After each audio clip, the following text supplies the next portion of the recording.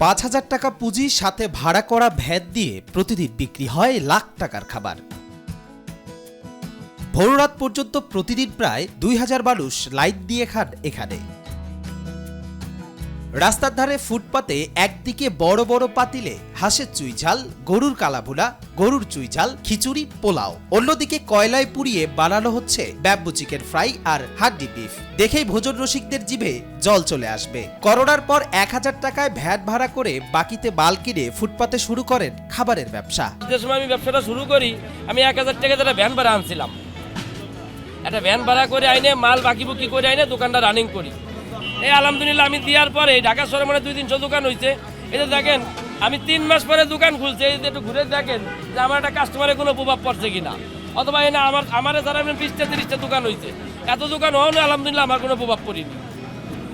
আর এখানে আমি একটা অপশন রাখছি, বুঝছেন, পাগল ফকির যে অনেক লোক পথচারী যাইতে পারতেছে না টাকার অভাবে, তার খাওন গাড়ি ভাড়া আমার এখানে গরুর সুই, হাঁসের সুই, গরুর হান্ডি, খাসির হান্ডি, তারপরে বাম্বু চিকেন, ঝাল মুরগির রোস্ট, সাদা ভাত, সাদা পোলাও, বোনা খিচুড়ি।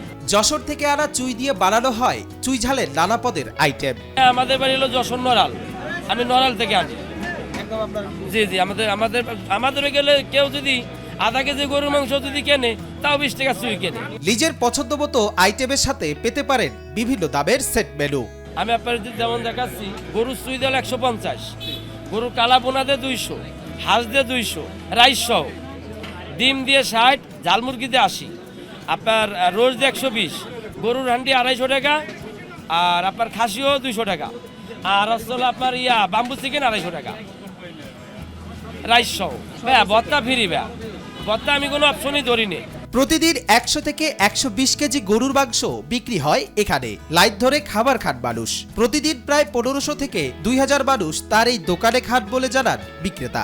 আমার ধরেন এখন বর্তমানে ১০০ কেজি ১২০ কেজি গরু যায়, তারপরে আপনার মুরগি যায় ১৫-২০ কেজি, তারপরে আপনার মানে যেটা বাম্বু চিকেন ওইটা যায় ৮-১০ কেজি, পোলাও খিচুড়ি ধরেন মনে করেন এই যে ২ টাকা ৩৫ কেজি, আর একটা ট্যাগ আসবে, মোটামুটি ১৩০-৪০ কেজি রাইস যাচ্ছে বর্তমান। হ্যাঁ, আমার এখানে আমি প্রতিদিন ১৫০০-২,০০০ লোকের খাবার আনি।